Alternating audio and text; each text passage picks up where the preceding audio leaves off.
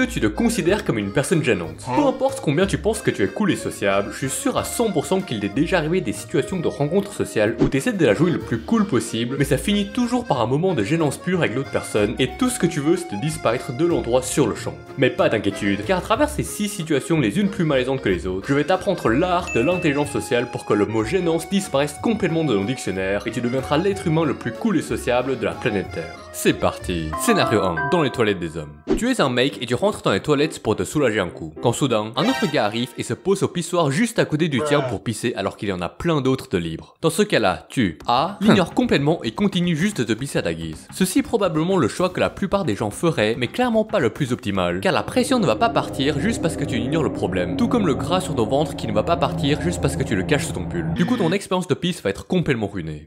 B. Arrêtez de pisser et aller dans la cabine pour continuer. Ce deuxième choix est encore plus faux que le premier, car non seulement tu risques des dégâts de la vessie en t'arrêtant en plein feu de l'action, mais tu causes en plus de la gênance à l'autre personne car il va se sentir très mal en t'ayant dégagé dans le spot. Faux. C'est pourquoi le choix correct c'est bien évidemment C, faire semblant de mal viser et de pisser par terre. Comme ça, à non peur de salir ses choses par une bête erreur d'inattention de ta part, le gars à côté va bouger de son propre gré pour te laisser à ton plaisir personnel sur ton petit spot à toi. Fort, vraiment fort.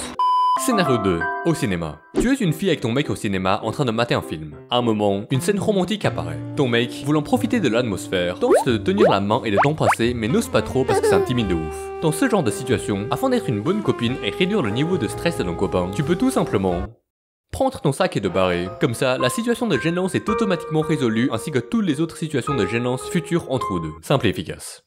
Scénario 3. Dans ton lit. Tu es en train de faire du sport de haute intensité tout seul dans la chambre quand soudain, le Père Noël arrive. Dans ce cas-là, tu A. Arrête immédiatement ce que tu es en train de faire par respect au Père Noël. Bien que ça semble être le choix le plus adapté, arrêter de façon abrupte la pratique d'un sport de haute intensité pourrait avoir des effets négatifs non négligeables sur ton corps. Ce n'est donc pas recommandé. La bonne réponse est donc B. Continuer encore plus fort et plus intensément, car si toi tu n'es pas gêné, ce ne sera que les autres qui le seront. Et de plus, je crois qu'il ne va plus jamais revenir après ça, du coup si plus de rencontres, plus de gênance. On est bon. Ok, maintenant que t'as compris le concept de base, je pense qu'il est temps de passer au niveau supérieur. Scénario 4. Dans les escaliers. Tu descends les escaliers de ton immeuble et tu vois soudainement du coin de l'œil un gars que tu connais mais pas trop monter. A. Tu fais semblant de ne pas l'avoir vu et tu descends sans le regarder. Mais c'est évidemment faux car il t'a déjà aussi probablement vu et le silence au moment du croisement va être encore plus amplifié par le manque d'espace. B. Tu le fixes tout en descendant les escaliers pour attendre le moment où il va te remarquer et tu lui lâches un bonjour rapide et efficace. Bonjour. Ce choix-là n'est aussi pas juste car bien que tu évites la gênance de ne pas dire bonjour en le frôlant, le bonjour que tu vas lui lâcher va être marqué avec un air prétentieux et de la dominance vu que tu le regardes du haut à cause des escaliers, ce qui va donc le faire sentir très mal. Ce n'est pas ce qu'on veut en tant qu'une personne sociale. C. T'arrêter soudainement, attendre qu'il monte les escaliers et puis de retourner pour lui créer un gros salut dans le dos. Salut. Ou pas. Parce que là, trivialement, comme les plus perspicaces d'entre vous l'auraient déjà remarqué, cette fois-ci c'est toi qui vas te faire dominer à cause de l'inversement de vos positions et tu risques également de lui offrir la chance de choper un torticolis. Doublement faux. Aïe, déjà 3 possibilités de fausses. Il ne te reste plus que 4,2 secondes avant que tu arrives au même niveau que l'autre mec dans les escaliers. Comment devrais-tu agir en tant qu'un boss d'interaction sociale? À ce point-là, il ne vous reste plus qu'un seul modèle d'action possible. Tu te trouves une banane, tu la bouffes en moins de 2 secondes, tu jettes la peau par terre sans qu'il ne le remarque, puis tu fais semblant de glisser et de trébucher pile sur lui pour rouler ensemble tout en bas des escaliers. Comme ça, plus aucune forme de dominance n'aura lieu vu que vous serez tous les deux sur le même niveau, et votre bonjour sera aussi plus intime que jamais, ce qui va également renforcer votre amitié pour peut-être passer à un niveau supérieur dans un futur proche. Ça, c'est de la vraie intelligence sociale pure et dure. T'inquiète, je suis là pour ça.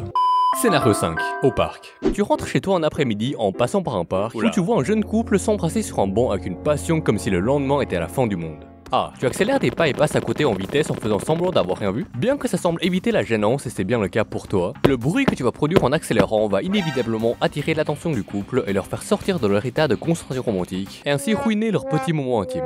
Ne faites pas ça. B. Tu ralentis tes pas et passes à côté en lenteur en les fixant. Non mais des cons ou quoi? Sors aussi d'un appareil photo 4K donc qui est non? Les détails les enfants, les détails. Qu'est-ce que cette personne a sur lui? Un cartable? Qu'est-ce qu'il a dans la poche? Un crayon? C'est donc un écolier pour sûr. Tu regardes l'heure qu'il est, 14h30. Trop tard pour la pause du midi et trop tôt pour la fin des cours. Tu peux donc immédiatement inférer que ce couple a séché les cours pour venir passer du bon temps au parc. Et là en tant que personne cool, sociable et non gênante, la meilleure des choses à faire est d'appeler directement leur titulaire pour qu'elle les attrape dans le but de réduire le temps qu'ils ont pour s'embrasser. Car comme tout le monde le sait, on ne tient au cœur que les choses qui sont rares. Si t'as un baguette bonbon chez toi et que ta mère ne t'autorise à en manger que 3 par jour, ce serait un vrai moment de plaisir lorsque tu vas les déguster. Mais si t'as un nombre illimité de bonbons et que tu peux en manger quand tu veux, tu t'en foutrais alors de ces derniers. Tu comprends donc ce que tu viens de faire à ce couple? Tu viens de faire transcender leur expérience. Tu viens de rendre une activité banale qu'ils exercent peut-être tous les jours un moment tellement plus rare et unique qu'ils tiendront beaucoup plus à cœur en réduisant simplement le temps qu'ils ont à disposition. Je dis bravo.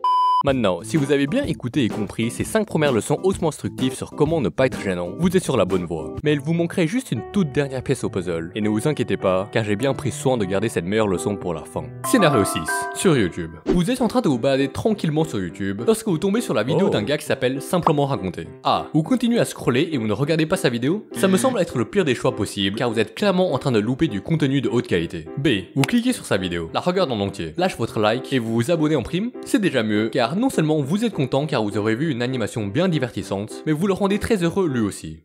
Mais est-ce que c'est tout? Pensez-vous être parfait à ce point-là? La réponse est pas encore. Chers raconteurs et chères racontrices, voici votre dernière leçon sur l'intelligence sociale. La dernière pierre de l'édifice qui vous permettra d'atteindre le summum de la non-gênance. Et ce dernier élément n'est rien d'autre que le partage. Car voyez-vous, une fois que vous aurez fait toutes ces bonnes actions, vous êtes content, Simplement Raconter il est content. Mais qu'en est-il des autres internautes qui se baladent comme toi devant ton écran, également sur YouTube? Le summum de l'intelligence sociale n'est pas de rendre seulement vous et celui avec qui vous interagissez heureux, mais aussi toutes les autres personnes autour de vous. N'hésitez donc pas à aussi partager cette putain de vidéo à un maximum de personnes pour que tout le monde puisse devenir une personne non gênante. Allez ciao, je te vois dans une autre vidéo.